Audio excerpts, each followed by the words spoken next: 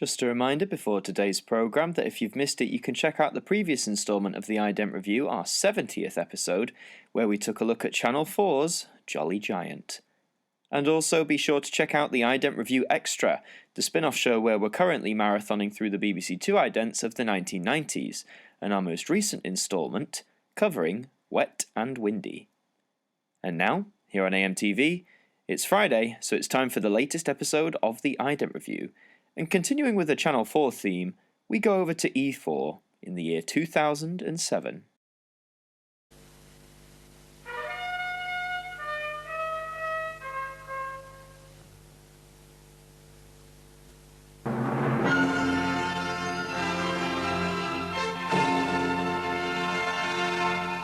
Good afternoon. It's a pleasure to be able to say to you, welcome to Channel 4.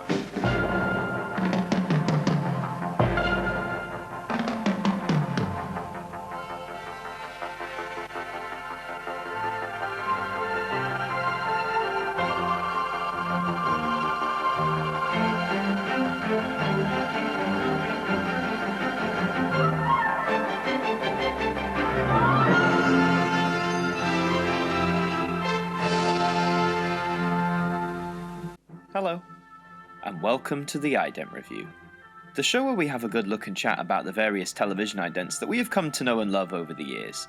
And for this instalment, we go to the mid to late 2000s to take a look at some suitably creative idents from E4.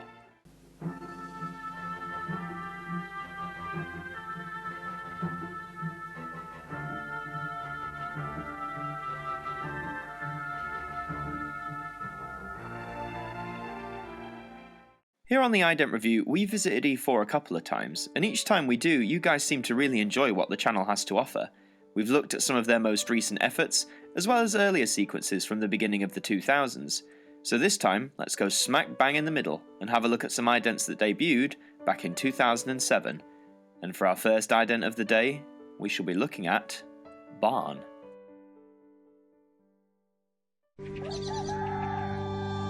Channel 4's new home-cooked sitcom, Friday Night Dinner with Tasman Gregg and the posh kid from The Inbetweeners continues tomorrow night at 10. But now strong language, adult humour and nudity in the first of a Meet the Parents double bill. Well, it truly is always a joy to see some stop motion. As an art form, I still think stop motion work goes really unappreciated a lot of the time. The amount of time, care and effort that goes into sequences like this truly is astonishing, and even here, lasting little over 20 seconds, it's a marvel to watch, with plenty going on to keep viewers hooked. I love seeing this barn come alive, how the everyday ordinary objects can become the craziest of things. For example, if you look closely at the flames that appear, they're actually cardboard packaging, as a careful eye can spot fragile tape running across certain frames. The familiar purple tones of the E4 logo are present too, but are used just enough. I feel for a sequence such as this, to go all out purple in one big splash would be too much too soon, whereas here you have a nice little dash of it alongside the flashy version of the logo to give that sense of familiarity. The final resting image is great too, as we as audiences get to see the true unfolded chaos of everything that has gone on, and it certainly represents a great start for this 2007 rebrand. Let's see if the next one can follow it up with Beach Hut.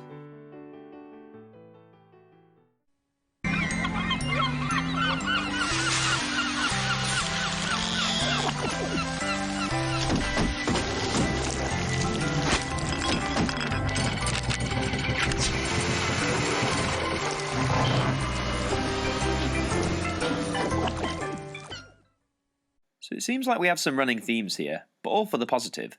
For starters, the little characters in the dinghy return from the barn ident, clearly designed to be as cute and adorable as any brand character, and also returning is the central concept that Barn had, the idea of a familiar landscape gradually transforming into something really abstract, unexpected, but probably most importantly, something visually appealing and entertaining to the viewing eye. I must admit I often look at the sealed up beach huts and think what could lay inside them, and the designers use their imagination to the max to give us an answer. There is so much here to take in and feast your eyes at. A familiar home setup, hair salon chairs, some sort of seahorse ride, and the E4 logo appearing to have tentacles coming out of it. Not necessarily the final image I would have settled on, but it certainly catches your eye. I absolutely adore this concept so far that E4 decided to adapt back in 2007. So let's see if it truly does run through the remaining idents we have to look at today, starting with this one, Hotel.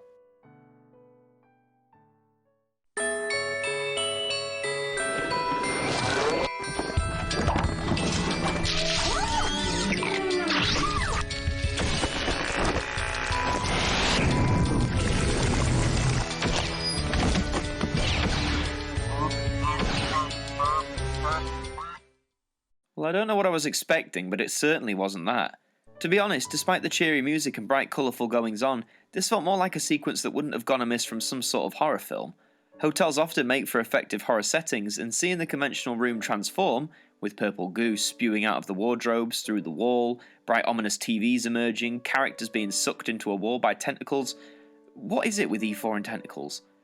Anyway, despite the horror comparisons, I still think this ident works just as well as the previous two. If anything, this one so far out of the three probably succeeds the most in getting your attention, purely just from the nature of what we see going on. What would have been interesting would have been if the design team had done like a Halloween version of the ident. Imagine them going full horror mode at this. I think they could have made something truly spooky. But let's see if things get lighter in our next sequence today. Living room.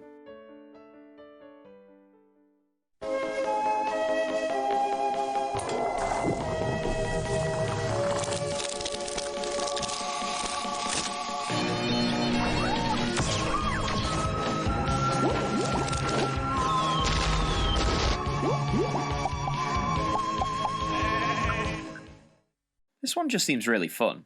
I must admit, when I saw the green stuff come out the fireplace, I thought we were in for another horror-esque ident, a house about to be swallowed up by God knows what. But seeing bright colours fill the room, some light shining in, and a whole manner of wacky things happen, I can't help but put a smile on your face.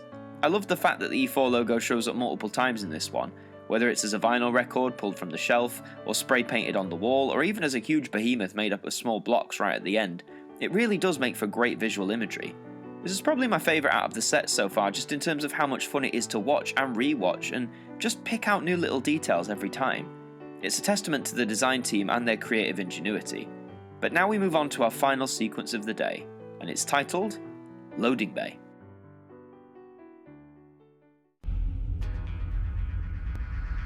The Secret Millionaire comes to E4 as Terry Tibbs gets emotional in Facejacker in an hour. Now though, we've some very strong language throughout, drug use and scenes of a sexual nature, as Nick isn't coping with the pressure very well in Skins.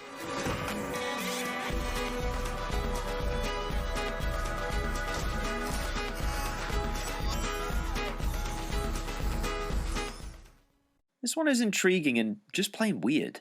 It's a neat idea to select, the idea that when everything's quiet and when everyone has abandoned the loading bay, that all the contents from the boxes and packaging come to life or are summoned to create some sort of elaborate imagery. It's still lovely to look at and all the colours and shapes work well with one another to not make everything feel too cluttered, but my only criticism would be that this one just seems a little thin compared to the other sequences. Like, it still works well and it isn't a bad ident by any means, but I think with a concept such as this, you really need to always have the creative surge and energy behind it to stop it becoming a bit stale. And I'm not saying that this one is, far from it. I'm just not sure, I don't feel the same impact as this one I do with the others. But on the whole, this one concludes a full run of 5 winners for E4. In summary, E4 throughout the 2000s was on an absolute creative high, and in many ways still are today.